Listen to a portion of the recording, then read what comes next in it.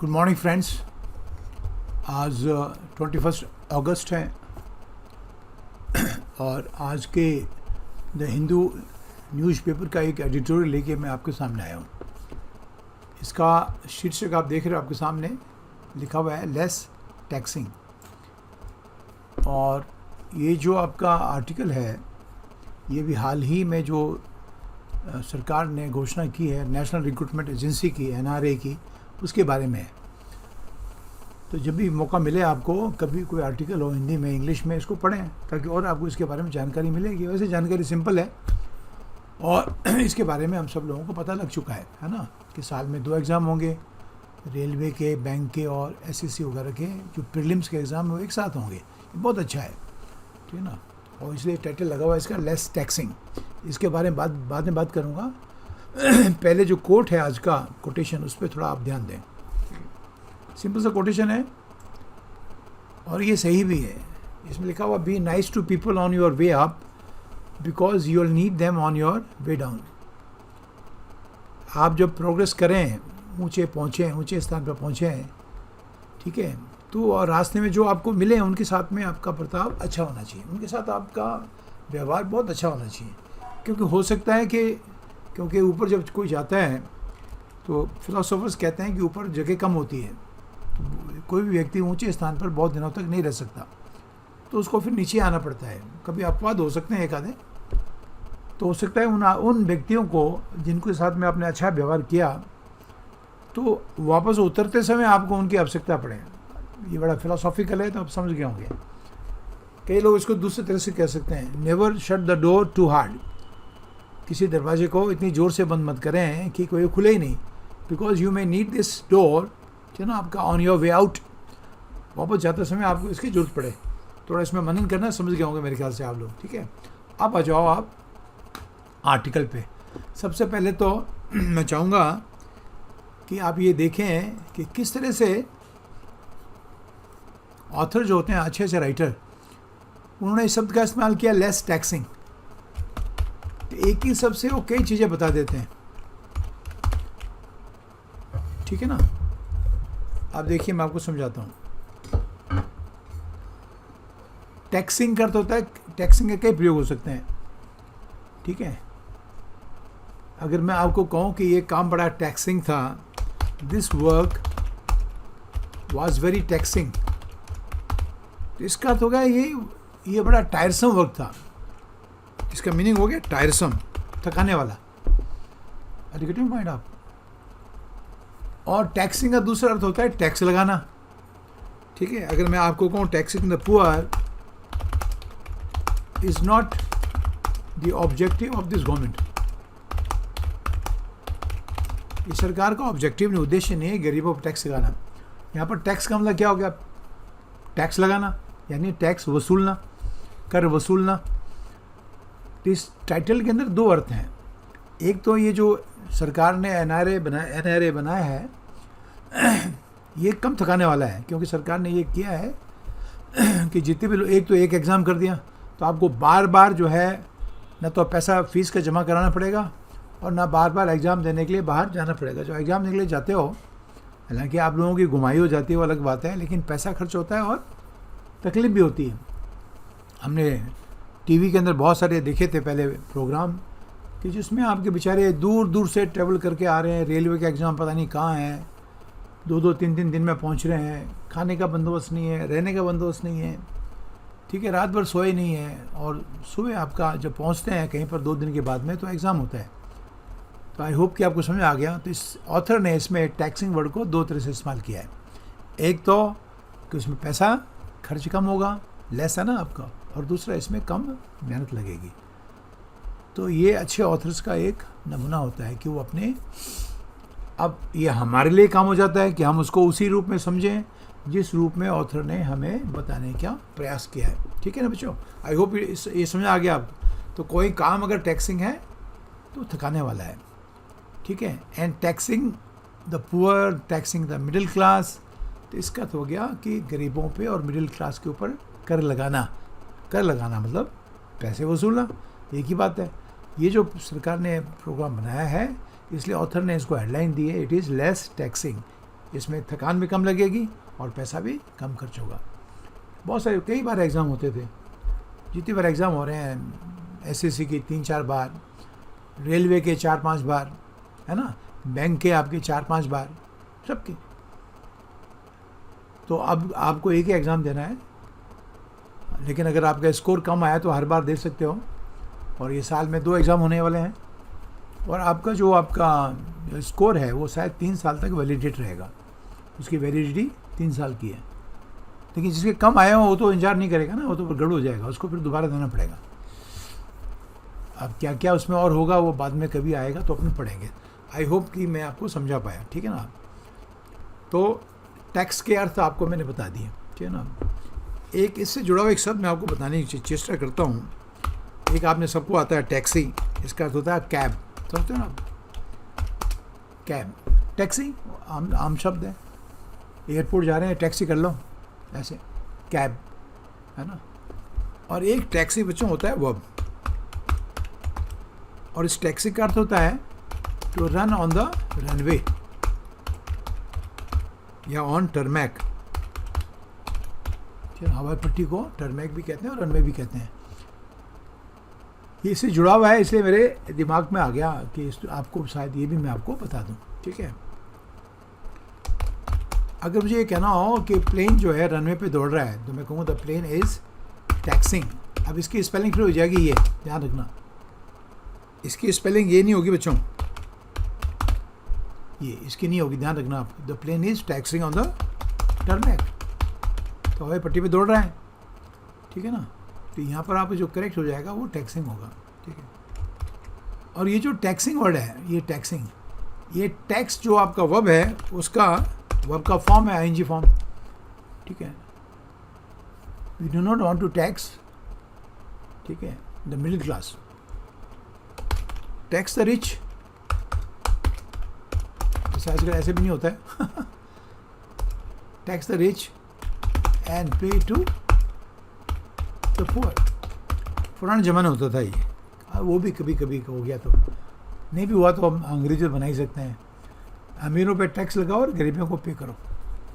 तो इसमें ये टैक्स क्या है, ये वर्ब है, सेंटेंस इंपेरेटिव है। अब समझ आ गया आपका।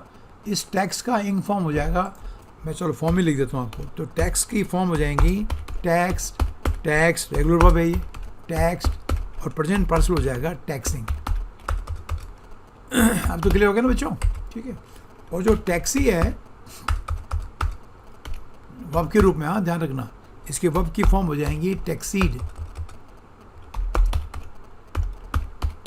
फिर टैक्सीड।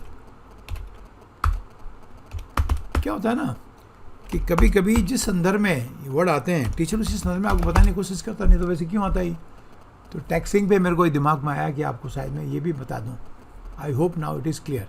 तो कभी कंफ्यूज मत होना कि टैक्सिंग क्या है, उसको प्रोनाउंस करोगे टैक्सिंग, है ना।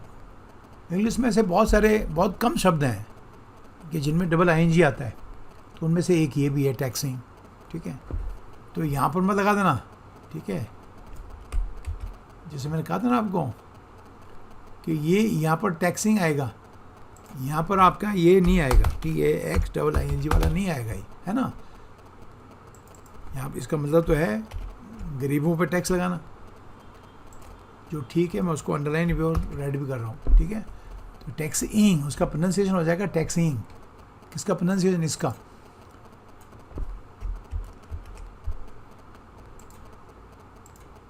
तो इसको आपने प्रोनाउंस करना है टैक्सिंग, ठीक है, ये आपने ध्यान रखना है। और जो रेड कलर में है वो करेक्ट है।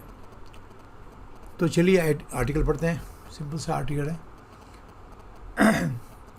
आ स्टैंडर्डाइज रिक्रूटमेंट टेस्ट। स्टैंडर्डाइज क्यों कर रहे हैं इसको? क्यों आपने इसका मानकीकरण कर दिया है, एक मानक बना दिया है। Uh standardized recruitment test is an advance. ये एडवांस है। एडवांस का मतलब इसमें प्रोग्रेस हुई है, ये एक आगे की तरफ एक बड़ा कदम है।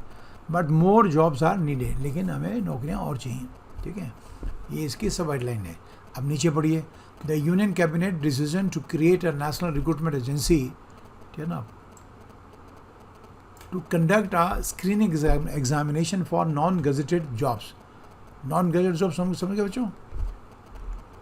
नॉन ग्रेजुएट जॉब्स वो होते हैं जिसमें भर्ती होने के बाद में आप अफसर नहीं बनते हो, जानना, SEC से वगैरह से कोई अफसर नहीं बनता है, उसमें कई पोस्टों आगे अफसर लिखा रहता है, ध्यान रखना आपको, लेकिन वो गजेटेड पोस्ट नहीं है, मैं आपको बताना चाह रहा हूँ, ठीक है।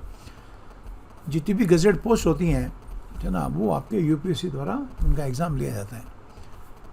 राजपत्रित अधिकारी, राजपत्रित जॉब्स, ठीक है। तो वो कह रहा है, ऑथर कह रहा है कि जो स्क्रीनिंग समझते हो आपका छंटनी का, ये छंटनी है एक्चुअली, ये छंटनी का एग्ज़ाम है जिसमें बहुत सारे लोग सफ़र करते हैं और फिर रेलवे पे, बसों पे बहुत प्रेशर भी पड़ता है, सब लोग भी परेशान होते हैं, घर वाले भी, जो स्टूडेंट्स आपके सफ़र कर रहे हैं वो भी। तो इसको सरकार ने इसके लिए बहुत बढ़िया काम किया है। ये स्क्रीनिंग एग्जामिनेशन का तो होता है छंटनी का एग्ज़ाम, ठीक है। और इससे क्या होगा, इसमें ये होगा एलिमिनेटिंग द नीड, इससे क्या होगा कि जो बच्चों को, ठीक है, रेलवे के, SSC के, IBPS के एग्ज़ाम देने के लिए जाना पड़ता था, आवश्यकता होती थी ना आपका, वो एलिमिनेट हो गया है। एलिमिनेट मतलब क्या, समाप्त हो गया। ये वर्ड सबको आना चाहिए, eliminate. Eliminate means to end, ठीक है। क्या एलिमिनेट हुआ है, द नीड फॉर कैंडिडेट्स, ठीक है ना, कि अब कैंडिडेट्स को इसकी आवश्यकता नहीं रही। किसकी आवश्यकता नहीं रही? टू टेक, अब देखो एग्ज़ाम के लिए हमेशा टेक का इस्तेमाल क्या करो, टू टेक सेपरेट एग्जामिनेशंस, के सबके अलग अलग एग्जामिनेशन देने की आवश्यकता अब नहीं रही, ठीक है। काहे के नाम लिख दिए हैं, रेलवे रिक्रूटमेंट बोर्ड के, स्टाफ सिलेक्शन कमीशन के और institute of banking personal selection के। और ये एक वेलकम एडमिनिस्ट्रेटिव रिफॉर्म मेजर है। मेजर का मतलब उपाय होता है, रिफॉर्म का मतलब सुधार।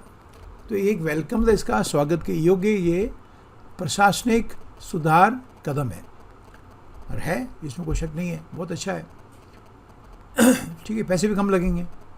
फॉर सम ईयर्स नाउ, तो जब पास्ट की बात करते हैं ना, फॉर सम ईयर्स नाउ, इसका अर्थ क्या होता है, पिछले कुछ वर्षों में, ध्यान रखना। For some years now means पिछले कुछ वर्षों में, the railways have been using contractual labour in projects and services. Now का तो अभी तक, अभी से लगाकर पिछले कुछ वर्षों तक या वर्षों में रेलवे क्या कर रही थी, वो कॉन्ट्रैक्चुअल लेबर इस्तेमाल कर रही थी। सुना आपका कॉन्ट्रैक्ट समझते हो, ठेके पे ठेके पे लेबर ले रहे थे प्रोजेक्ट्स में और सर्विसेज में, ठीक है। लेकिन फिर भी जो गवर्नमेंट सिस्टम है वो अभी भी मेजर रिक्रूटर रहेगा। गवर्नमेंट सिस्टम जो है, हालांकि ठेके पे ले रहे थे तो ठेके से बच्चों को ले रहे थे, लेकिन अभी भी वो इसमें लिखा हुआ है कि ये मेजर रिक्रूटर, यानी जो आपका भर्ती करने वाली वो होगी संस्था, वो सरकार की ही रहेगी। अब समझ गए होंगे आप, है ना। इन मार्च दिस ईयर, इस मार्च जो भी गया है इस साल, railway minister Piyush Goyal told parliament that 4 employment notifications for Group C employees in the ministry were issued in 2019। तो ये गोयल साहब ने बताया कि ये जो है इतने नोटिफिकेशन निकला ग्रुप सी का एम्प्लॉयज़ का, और 1.43 लाख है ना पोस्टों के लिए निकला, है ना, कि भर्ती तो हुई नहीं,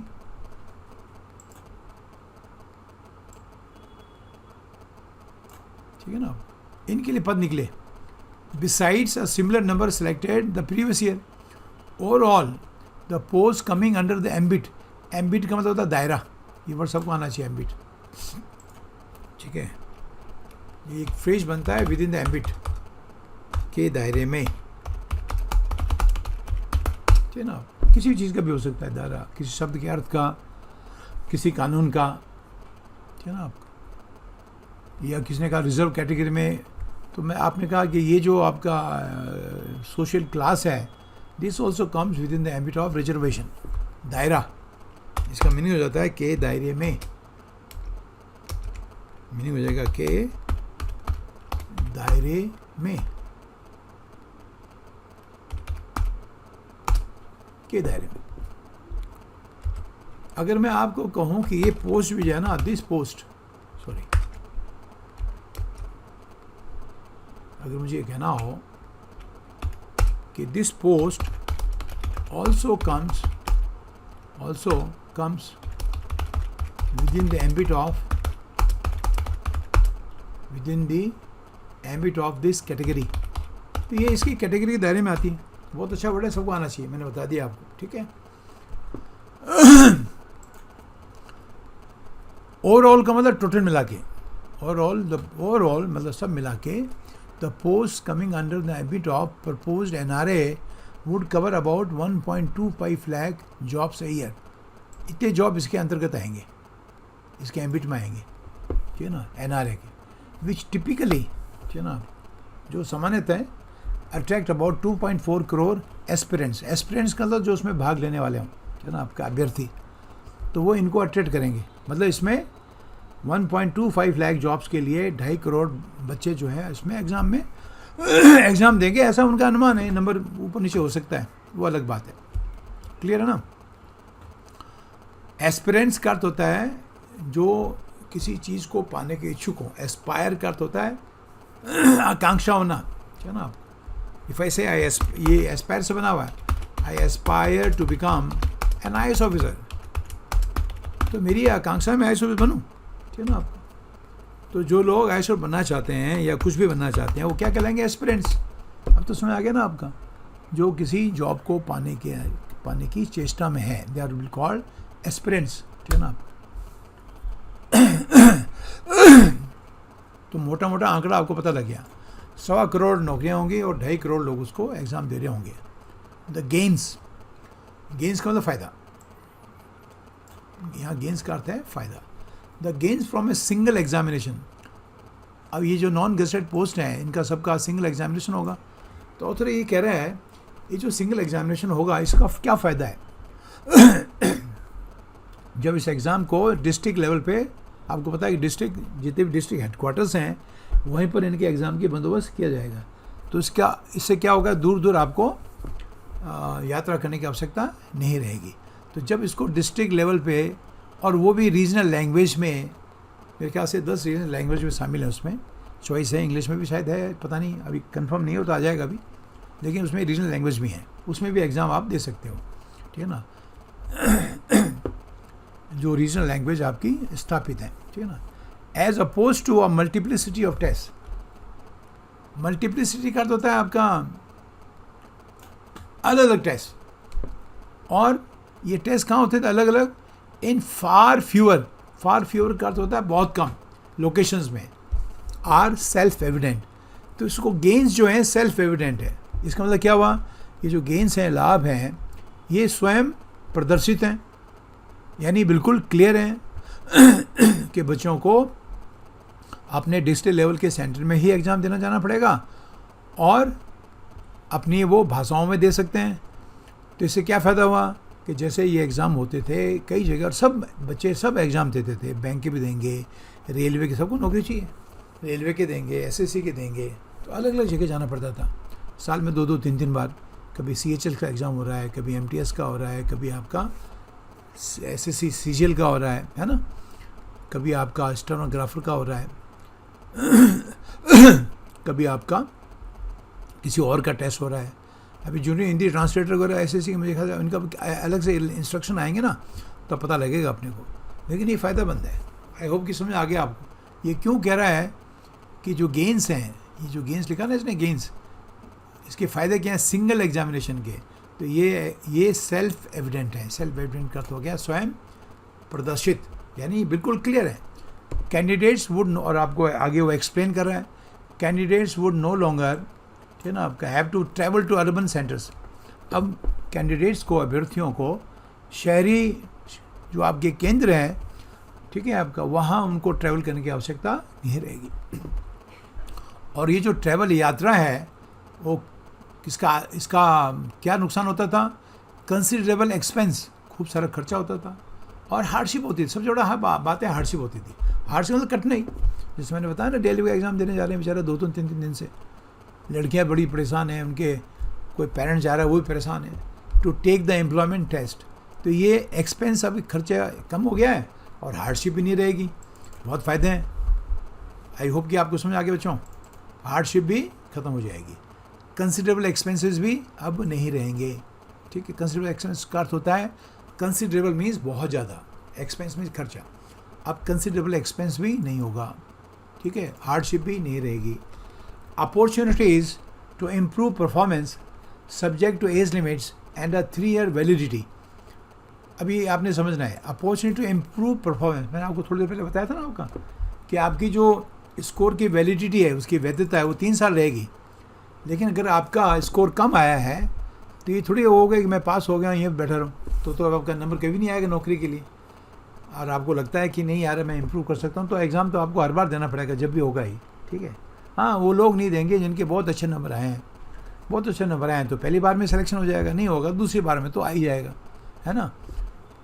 तो ये इसमें ऑथर कह रहा है कि इसमें अपनी परफॉर्मेंस को इम्प्रूव करने का आपके पास में अपॉर्चुनिटीज़ होंगी, अपॉर्चुनिटीज़ टू इम्प्रूव परफॉर्मेंस, ठीक है, समझ आ गया।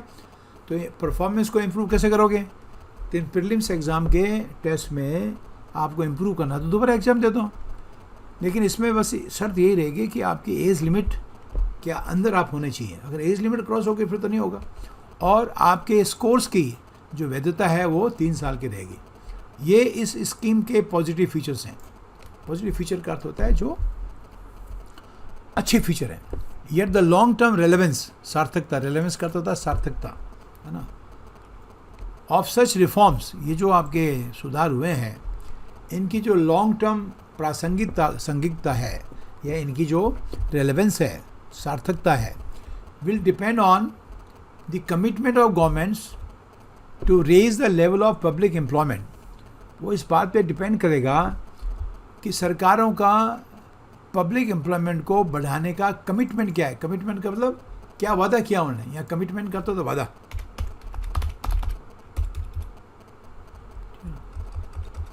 वादा का मतलब जो उन्होंने अपने मन में ठाना है, ठीक है ना, इसको कमिटमेंट कहते हैं, जो आपने करने का ठाना है।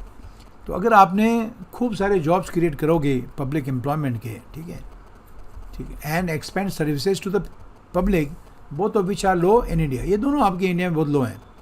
लेकिन अगर ऐसा भी सरकार करती है, मतलब ये बना तो दिया है ना, अरे, और कल रेलवे के अंदर नौकरी नहीं रही, बैंकों में नहीं रही, एसएससी में नहीं रही, तो क्या फ़ायदा हुआ उसका।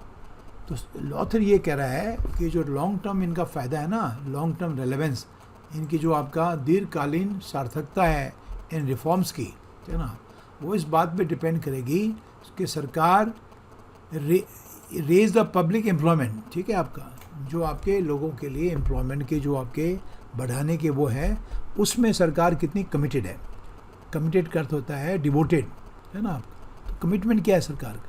अगर सरकार चाहेगी फिर तो ये बहुत अच्छा है फिर तो नौकरियाँ भी खूब हो जाएंगी लोगों बच्चों के पास में, और उनकी कठिनाई भी और पैसा भी खर्च कम होगा। बहुत पैसा खर्च होता था, अरे का उसका फॉर्म का पैसा जमा कराओ, है ना, फिर रिजर्वेशन कराओ, आने जाने का वो कराओ, बहुत दिक्कत में होती थी आपकी। कमिटमेंट का अर्थ होता है डेडिकेशन, कि सरकार कितनी डेडिकेटेड है, सरकार कितनी कमिटेड है, किस बात के लिए? एम्प्लॉयमेंट, रोज़गार पैदा करने, रेज करना, रोज़गार के अवसरों को बढ़ाना, उसमें सरकार कितनी डेडिकेटेड है। ये आपको समझ आ गया होगा, आई होप, ठीक है ना। इसमें ज़्यादा मुश्किल शब्द नहीं थे, छोटे छोटे थे, लेकिन इसको आपको पढ़ो तो बहुत सारा आपको नॉलेज भी होगा। While announcing the proposal for the recruitment agency in her budget speech earlier this year, इसका उन्होंने पहले जिक्र पहले किया भी था। तो जो ये प्रपोजल था, ये जो आपका प्रपोजल था, इसको अनाउंस करते समय आपने फाइनेंस मिनिस्टर निर्मला सीतारमन जी ने कहा था, set the NRA would be an independent, ये एक इंडिपेंडेंट बॉडी होगी, निकाय, इंडिपेंडेंट, ठीक है।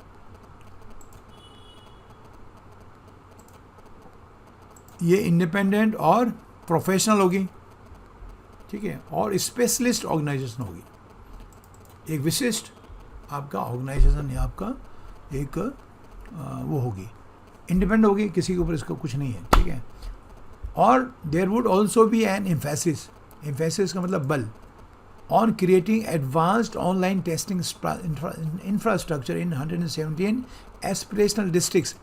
तो ये थोड़ी सी दूरगामी योजना सरकार की है। एस्पिरेशनल का अर्थ हो गया जहाँ ऐसे डिस्ट्रिक्ट्स हैं जहाँ पर ये ऐसा हो सकता है ना, जो ये चाहते हैं कि हमारे यहाँ हो। तो ऐसे उन्होंने मेरे ख्याल से चिन्हित किए हैं 117, तो वहाँ ये टेस्टिंग इंफ्रास्ट्रक्चर बनाएंगे, ठीक है।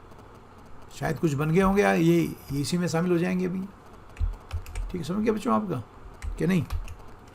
तो ये ऐसी टेस्टिंग इंफ्रास्ट्रक्चर का अर्थ होता है, ऐसी संरचना, ऐसे आपके वो सेंटर बनाएंगे जहाँ पर टेस्ट बच्चों के हो सके, ठीक है ना, ये कहने का अर्थ है, ठीक है।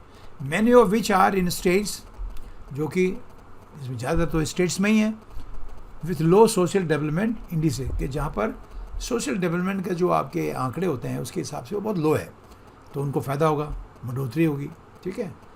फिर आगे ऑथर कह रहा है दीज आर लॉडेबल। लॉडेबल का अर्थ होता है प्रेजवर्दी। ये जो ऑब्जेक्टिव उद्देश्य हैं ये बहुत ही लॉडेबल है। ये मैंने वर्ड पहले भी कराया है। लॉडेबल का अर्थ होता है प्रेजवर्दी, ये प्रशंसनीय कदम है, प्रेजवर्दी, ठीक है ना, वर्थ प्रेजिंग। ये कदम बड़े सराहनीय हैं, ऑब्जेक्टिव्स बड़े शानदार हैं, लॉडेबल। और लॉर्ड भी वर्ब भी है, ध्यान रखना बच्चों, लॉर्ड आपका वर्ब भी है, इसका अर्थ होता है टू प्रेज, ठीक है। एवरीबडी लॉडेड हिज एफर्ट्स, तो सब ने उसने प्रयासों की सब उसकी प्रशंसा की। Everybody loaded his efforts. Computer पढ़ाने में फ़ायदा ये होता है बच्चों, अगर लॉर्ड अगर वर्ब नहीं होता ना ये, तो इसमें भी रेड लाइन लग जाती, ठीक है। इसलिए मैं कंप्यूटर में ही पढ़ाता हूँ, ठीक है। और कंप्यूटर ठीक रहता है, अब तो मैंने सिस्टम भी ठीक कर लिया है, इधर आपका आर्टिकल है, इधर ये है, ठीक है ना। कुछ भी पढ़ा रहा हूँ उसमें एक्सप्लेन कर सकता हूँ मैं, है ना, टाइप करके, डिक्शनरी में दिखा के। तो लॉर्ड का मतलब ये भी होता है, ठीक है। और अपलॉड भी एक वर्ड होता है, अपलॉड का मतलब तारीफ करना होता है, ताली बजाना होता है, दोनों अर्थ होते हैं इसके। ये भी वर्ब है, ठीक है ना, टू प्रेज। और जो ताली बजाते हो, क्लैप करते हो, वो भी तो प्रशंसा होती है कि नहीं? तो इसका मतलब आपका क्लैप भी हो गया, बस इसका नाउन होता है अपलॉज। अपलॉज का ये नाउन हो गया, इसका तो हो गया आपका प्रेज। प्रेज वर्ब भी है, नाउन भी है। प्रेज, पैनिजरिक, बहुत सारे शब्द हैं इसके आपके, ठीक है ना। अब देखो स्पेलिंग गलत हो गई, रेड लाइन है, तो मैं ठीक कर दूंगा इसको। बोर्ड पे लिखा हुआ तो पता नहीं लगेगा आपका, टीचर का ध्यान में नहीं जाएगा। प्रेज, पैनिजरिक, ठीक है ना आपका। प्रशंसा, एनकोमियम, बड़े अच्छे पढ़ेंगे, ठीक है। He received a big applause from the crowd। तो या तो उन्होंने तारीफ, अब क्राउड एक साथ तारीफ कैसे करेगी? तो ताली बजा के करेगी। तो इतना समझ आ गया बच्चों कि जहाँ सोशल डेवलपमेंट के इंडिसेस बड़े लो हैं, यानी इंडिसेस का अर्थ होता है ये एक तरह के आंकड़े हैं कि भाई वहाँ पर सोशल डेवलपमेंट कितना है। तो ऐसे डिस्ट्रिक्ट 117 शायद उन्होंने चिन्हित किए हैं, ठीक है। और वहाँ पर ये टेस्टिंग सेंटर्स बनाने की वो काम करेंगे, सरकार करेगी। और ये ऑथर कह रहा है कि ये लॉडेबल ऑब्जेक्टिव्स हैं, ये प्रशंसनीय कदम है, but it is relevant two point out. लेकिन ये बात भी कहनी जरूरी है और सार्थक है, विषय संगत। यहाँ पर रेलेवेंट का जो शब्द का अर्थ है वो विषय संगत हो गया, ठीक है ना, पर्टिनेंट हो गया, विषय संगत, ठीक है ना, पर्टिनेंट, रेलेवेंट। अगर मैं पढ़ा रहा हूँ, कोई बच्चा फिल्मों के बारे में पूछा, मैंने कहा दिस इज इररिलेवेंट। आप जो बात पूछो वो सब्जेक्ट से रिलेटेड होनी चाहिए। तो ऑथर कह रहा है it is relevant two point out. तो ऐसा पॉइंट आउट का मतलब बताना। पॉइंट आउट इस्तेमाल तब करते हैं जो कोई कमी हो या कोई चीज़ आपने प्रॉब्लम बताना हो तब। तो कह रहा है यहाँ भी ये बताना उचित होगा, सार्थक होगा, विषय संगत होगा, that as a share of organise workforce, ठीक है। ऑर्गेनाइज वर्कफोर्स का जो शेयर है, एज अ शेयर। ऑर्गेनाइज क्यों कह रहे हो? अनऑर्गेनाइज क्या होता है? अगर किसी कंस्ट्रक्शन साइट में मजदूर काम कर रहे हैं वो अनऑर्गेनाइज्ड हैं, ये तो ऑर्गेनाइज्ड हैं। आप किसी संस्था का एक पार्ट बनते हो, ऐसे एग्जाम पास करके, रेलवे का पास करके, तो ये ऑर्गेनाइज वर्कफोर्स है। ऑर्गेनाइज समझ गया आपका, ठीक है। तो उसमें क्या होगा? Central government employment appears to be declining, ये इसको बताना पड़ेगा। तो लेखक कह रहा है कि ये बताना भी उचित होगा कि सेंट्रल गवर्नमेंट का जो एम्प्लॉयमेंट है, सरकारी क्षेत्र का, केंद्र सरकार की, केंद्रीय सरकार का जो एम्प्लॉयमेंट है वो घटता जा रहा है। डिक्लाइन का अर्थ होता है घटना। डिक्लाइन का मतलब मना करना भी होता है, और डिक्लाइनिंग का मतलब डिक्रीजिंग भी होता है, ध्यान रखना बच्चों। ये बहुत बार इस्तेमाल कर चुका हूँ मैं अपने इसके दौरान ही आ गया है, पिछली बार भी शायद आया था, ठीक है। New post are sanction periodically. नए नए पद जो हैं वो सृजन होते हैं, नए पदों का सृजन किया जाता है पीरियोडिकली, समय समय से। पीरियोडिकली का अर्थ होता है फ्रॉम टाइम टू टाइम। छोटे मोटे बड़े सब आने चाहिए आपको, पीरियोडिकली का अर्थ होता है फ्रॉम टाइम टू टाइम। तो वो कह रहा है, ऑथर कह रहा है कि समय समय पर, ठीक है ना, आपका जो नए पद हैं उनका सृजन होता है, नए पोस्ट बनाई जाती हैं, ठीक है, but large number of vacancies remain Anfield, ये भी है।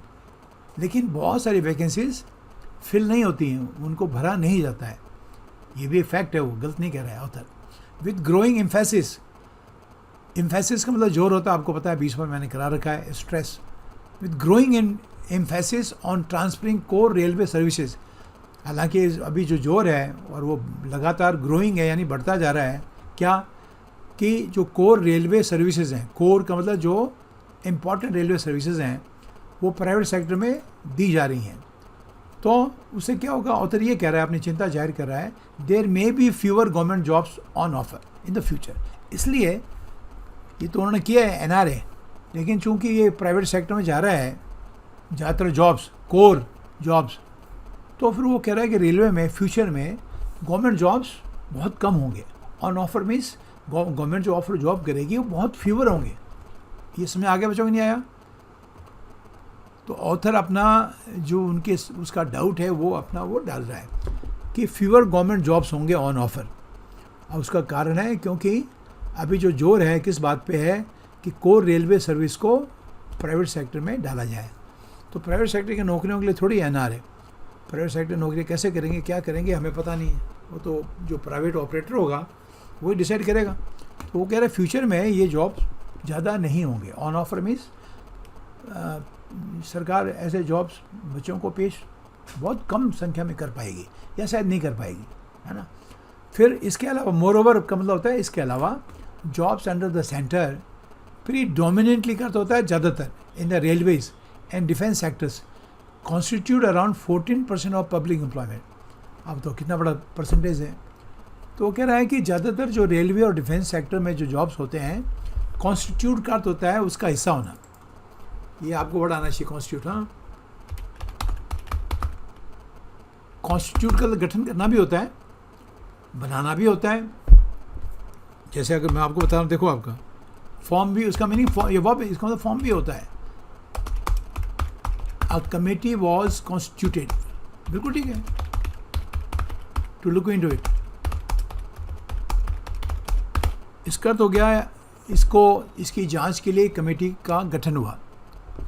समझ आ रहा है आपके? नहीं, कॉन्स्टिट्यूट ध्यान से पढ़ना है इसको बच्चों, पहले कह रहा हूँ आपको। और दूसरा, अगर मुझे कभी किसी क्षेत्र में अलग अलग वर्ग के लोगों को बताना हो, ये बताना हो कि इसमें इस वर्ग के लोग इतने परसेंटेज हैं, इसमें चलो यही समझ लो कि इसमें औरतें इतनी हैं, बच्चे इतने हैं, बूढ़े इतने हैं, ठीक है, किसी भी समाज के किसी वर्ग में अगर मुझे बताना हो इस वर्ग में बूढ़े 60 से ऊपर के लोगों की संख्या इतनी है, तो मैं कैसे कहूँगा? ठीक है आपका, द ओल्ड अबाउट 60 कॉन्स्टिट्यूट, ठीक है ना आपका, जितनी परसेंट हमने बनानी है, मैं तो ऐसी काल्पनिक बना रहा हूँ, 60% ऑफ द टोटल पॉपुलेशन। तो इसमें कॉन्स्टिट्यूट का मतलब क्या हुआ? उसका हिस्सा होना। 60 से, मैंने ईयर्स नहीं लिखा, आप चाहो तो ईयर भी लिख दो, वैसे ईयर अंडरस्टूड है क्यों आगे ओल्ड लिखा हुआ है। तो 60 साल से ज़्यादा के जो बुजुर्ग लोग हैं वो पॉपुलेशन का 60% हिस्सा हैं। आप समझ आ गया आपने कॉन्स्टिट्यूट का? तो इसलिए टीचर का ये रोल होता है कि जब उसके सामने ये वर्ड आए कॉन्स्टिट्यूट, ठीक है, तो मैं आपको समझाऊं कि कॉन्स्टिट्यूट के और क्या अर्थ हैं। ठीक है, कॉन्स्टिट्यूट का मतलब गठन करना और दूसरा किसी चीज़ का हिस्सा होना। आई होप कि बच्चों समझ आ गया। कई बार ये फिलअप में आपको दिक्कत कर सकता है। कल्पना करो कि आपके फिलअप में आ गया, अब आप भरो कैसे? आपने कभी कॉन्स्टिट्यूट आपको एक ही रूप में आता है गठन करने के सेंस में, लेकिन किसी चीज़ का भाग होने का भी इसका सेंस है। आई होप कि मैं आपको समझा पाया। ठीक है, तो ध्यान रखना। तो वो कह रहा है कि ये जो डिफेंस के रेलवे के जॉब्स हैं वो पब्लिक एम्प्लॉयमेंट जो आपके लोग नॉर्मल अपने सरकारी नौकरी में, पब्लिक का मतलब सरकारी है, वो 14% है। तो ये आंकड़ा काफ़ी होता है। और जो बाकी हैं with the rest falling with in the purview of states, और बाकी के वो स्टेट में नीचे आते हैं। परव्यू का अर्थ होता है क्षेत्र, अधिकार क्षेत्र। और बाकी के जो आपके 14% के अलावा जो होते हैं ना आपके, वो स्टेट लेवल में आते हैं, टीचर्स हैं, मेडिकल स्टाफ वगैरह हैं, दूसरी चीज़ें हैं, दुनिया भर के हैं, एग्रीकल्चर में है, पंचायत में है, ये हैं वो हैं। परव्यू करते होता दायरा, एरिया, ज्यूरिसडिक्शन भी कह सकते हो, है ना। This is beyond my purview, तो ये मेरे अधिकार क्षेत्र में नहीं आता है। अगर मैं आपको कहूँ ना, किसी ने कहा मेरी इसमें मदद करो, मैंने सॉरी यार, ये मेरे उसमें आता नहीं है ना, it is beyond my purview, it is beyond the purview of the court, तो ये कोर्ट के अधिकार क्षेत्र में नहीं आता है, ठीक है। तो ये बाकी 14% जो है सरकारी एम्प्लॉयमेंट, वो आते हैं इसमें डिफेंस में और रेलवे के अंदर, और बाकी की जो है वो स्टेट्स के दायरे में आते हैं। रिफॉर्म, इसलिए सुधार है, must therefore have a wider reach to achieve scale, और इसलिए सुधार का जो है स्केल बड़ा होना चाहिए, मतलब इसमें आपने और जॉब डालने हैं। ऑथर का कहने का अर्थ है NRA बना देने से एम्प्लॉयमेंट नहीं बढ़ेगा ना, ऑथर का कहने का अर्थ ही है आपको जॉब्स भी क्रिएट करने पड़ेंगे। अब सरकार कैसे करेगी, क्या करेगी, वो हमें पता नहीं है, ठीक है। रिक्रूटमेंट, भर्ती मस्ट बी मार्क्ड मतलब उसका ऐसा दिखना चाहिए, ठीक है ना, बाई वेल डिफाइंड प्रोसीजर्स, और इसके प्रोसीजर्स जो आपकी प्रक्रिया होती है वो वेल डिफाइंड, अच्छी तरह से परिभाषित होनी चाहिए। वेल डिफाइंड का तो होता है अच्छी तरह से परिभाषित, और वो मार्क्ड होना चाहिए, वो दिखना चाहिए, वाइड पब्लिसिटी होनी चाहिए, और कंपटीशन खुला होना चाहिए, तो होगा ही जो होगा तो, ठीक है। Besides virtual elimination of discretion, और उसमें डिस्क्रिशन खत्म हो जाना चाहिए। नाउ डिस्क्रिशन एक खतरनाक शब्द है बच्चों। डिस्क्रिशन का मतलब यूँ विवेक होता है, तो उसमें डिस्क्रिशन का कोई ये नहीं होना चाहिए कि भाई ये कलेक्टर साहब के उसमें था तो इसलिए इनको जॉब इनको दे दिया है, कोई डिस्क्रिशन नहीं होना चाहिए। ये बड़ा सुंदर है, ध्यान रखना, मैं आपको इसको समझाने की कोशिश करता हूँ, है ना। पहले इसको ख़त्म कर लें, फिर मैं आपको डिस्क्रिप्शन समझाता हूँ, ठीक है। लेकिन ये बहुत इंपॉर्टेंट वर्ड है, नहीं तो चलो पहले इसको करा देते हैं। तो उसका ऑथर का कहना अर्थ है वर्चुअल मीन्स एक्चुअल, एलिमिनेशन मतलब ख़त्म, एंड ऑफ डिस्क्रिशन, कोई एक होता है ना डिस्क्रिशनरी कोटा, पता नहीं आपके सुना है कभी, तो ये सरकारी अफसरों के डिस्क्रिशन में आता है कि वो अपने विवेक के हिसाब से इनको कर सकते हैं। तो जो डिस्क्रिशनरी कोटा होता है, चाहे भर्ती का हो या कोई किसी भी चीज़ का हो, उसमें फिर नियम वगैरह लागू नहीं होते हैं। तो इसलिए ऑथर कह रहा है कि ऐसा ना हो कि आप उसमें डिस्क्रिशन का इस्तेमाल करें, ठीक है, और फिर जो है ये सब गड़बड़ा जाए। कोई डिस्क्रिशन नहीं होना चाहिए। जिसने भी टेस्ट देना है वो अपना एग्ज़ाम दे NRA के थ्रू और फिर पास करें, और उसके बाद में दूसरे टेस्ट भी होने, वो आखिरी टेस्ट नहीं शायद मेरे ख्याल से, ठीक है। इसका एलिमिनेशन हो जाना चाहिए, क्योंकि जब डिस्क्रिशनरी कोटा का या आप डिस्क्रिशन का इस्तेमाल करते हो, ठीक है, तो उसमें फिर गड़बड़ होनी शुरू हो जाती है। ध्यान रखना, कोई डिस्क्रिशन नहीं होना चाहिए, ठीक है। जिसने भर्ती होना है इसी प्रक्रिया के तहत होना चाहिए, as a preliminary screen test, और ये प्रिलिमिनरी है, ये मैं आपको कह रहा हूँ। जो दूसरे टेस्ट होने हैं वो तो होने ही है, सिर्फ आपका जो प्रिलिमिनरी स्क्रीनिंग टेस्ट है, छंटाई का, स्क्रीनिंग का छंटाई होती है। The NRA can potentially cut delays, NRA जो है पोटेंशियल मीन्स इसमें संभावना है कि डिलेज को कम कर सकता है, कर तो सकता है वाकई। कट डिलेज मीन्स देरी को कम करना, जो कि गवर्नमेंट के फैमिलियर फीचर हैं है ना। ये भी बात सही है वैसे कि नहीं, कहाँ एग्ज़ाम हुए, कब आए, टेस्ट आए, SSC के पुराने अभी बाकी पड़े हुए हैं, तो इसके कारण ये डिलेज कम हो जाएंगी विद गवर्नमेंट, ठीक है ना। जो कि सरकार के साथ में फेमिलियर फीचर है, फीचर का मतलब होता है गुण यहाँ पर, और फेमिलियर का मतलब हम इसे अच्छी तरह से अवगत हैं कि कोई टेस्ट टाइम पे होता नहीं है, टेस्ट होता रिजल्ट नहीं आता, फिर उसमें कोई केस लग जाता है, ये ठीक है।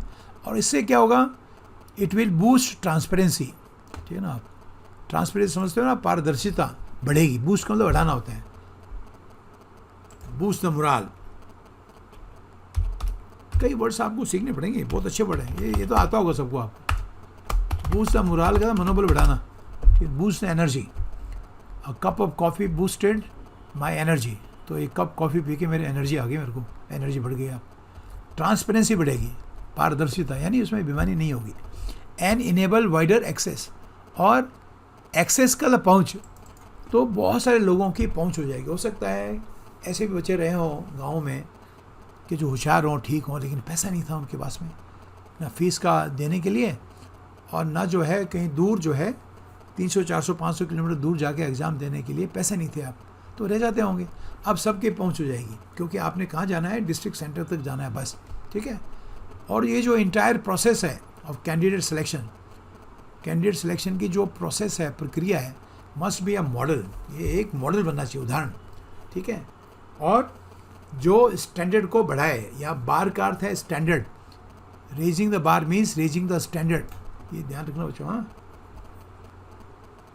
वो स्टैंडर्ड को बढ़ाए, ठीक है ना। आपका किस चीज़ का स्टैंडर्ड, एक तो स्पीड का, यानी काम तेज़ी से हो, ठीक है ना, आपका कुशलता के साथ में हो, और इंटेग्रिटी का अर्थ होता है ईमानदारी के साथ में हो। तो ये उसके मापदंड उसने बढ़ाने हैं, ठीक है। समझ आया कि नहीं आया?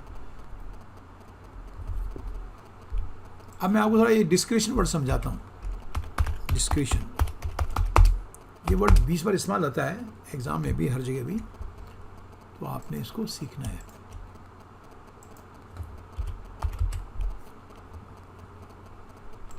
क्या होता है बच्चों कि जब रूल्स नहीं होते, ऐसे तो सरकारी काम रूल से किए जाते हैं, नहीं, कभी कभी रूल्स होते ही नहीं हैं, नियम होते ही नहीं हैं, और फिर आपने अपने ऊपर के अधिकारी को कहा कि इसमें मैं क्या करूं, रूल तो इसके बारे में कुछ है ही नहीं, तो ऊपर वाला अधिकारी आपको क्या कहेगा, वो कहेगा आपको यूज़ योर डिस्क्रिशन। ध्यान से पढ़ना। अरे यार ये क्या है प्रॉब्लम इसकी, ये बड़ा हो जाएगा, नीचे चला जाएगा, फिर अक्सर बड़ा हो गया, तो इसका मतलब अपने विवेक का इस्तेमाल करो। मेरी बात समझ आ रही है? डिस्क्रिशन का विवेक क्या होता है कि आपने उसको विवेकपूर्ण तरीके से करना है। रूल तो साइलेंट है, रूल तो है ही नहीं, तो ऊपर वाला क्या कहेगा कि सर इसमें रूल तो है नहीं, मेरे को ये काम करना, कैसे करूं? तो कहेगा रूल नहीं है, तो यूज़ योर डिस्क्रिशन, अपने विवेक का इस्तेमाल करो, जो ठीक है वो काम करो। लेकिन ठीक के चक्कर में क्या है, फिर आपकी गड़बड़ हो जाती है। अगर रूल हो तो क्या होगा, आपको डिस्क्रिशन का इस्तेमाल करने की आवश्यकता नहीं है। अब बस बात समझ आ गई नहीं आपका, तो ये आपको ध्यान रखना है, ठीक है। डिस्क्रिशन का अर्थ होता है विवेक। विवेक वो होता है जो आपको अच्छे और बुरे की पहचान कराता है। ये मैंने कहा था, बाद में बता दूंगा आपको। इसके साथ उसका मतलब यही था, सारे काम रूल से होने चाहिए, कोई इसमें आपका डिस्कशन फिक्शन नहीं होना चाहिए। तो एक सिंपल सा था बच्चों, इसमें ज़्यादा शब्द तो नहीं थे सीखने वाले, लेकिन इसको पढ़ के धीरे धीरे, चाहे कुछ भी हो, मार्क भी हो, वेल डिफाइंड हो, प्रोसीजर्स हो, ठीक है, तो ये आपको समझ में आने शुरू हो जाने चाहिए। तो इसमें कोताही मत करो। कल मैंने 2 घंटे का वीडियो बनाया, मैं देख रहा हूँ कि बहुत कम लोगों ने देखा। अरे भाई, तभी तो आपका ये हिंदुस्तान बेचारा पिछड़ा हुआ है, हम लोगों का कारण। पढ़ते ही नहीं हम ढंग से आप। तो टीचर कोशिश करता अपना टाइम निकाल के ख़राब कर दिया। 2 घंटे में रात को बैठ के बनाया, बताओ। फिर प्रॉब्लम हो गई, उसमें अपलोड ही नहीं हुआ। बड़ी मुश्किल से मैंने इसको अपलोड किया, 19 तारीख का 20 तारीख को अपलोड किया। तो बच्चों इसको देखो यार, तुम्हारे भले के लिए है, ठीक है। फिर वही होता है ना, मन में आता है छोड़ो इसको, दूसरे अपना काम करते हैं। तो कोई बात नहीं, आप करते रहो, मैं कोशिश करूँगा आपको देते रहने की, ठीक है। Okay, see you in the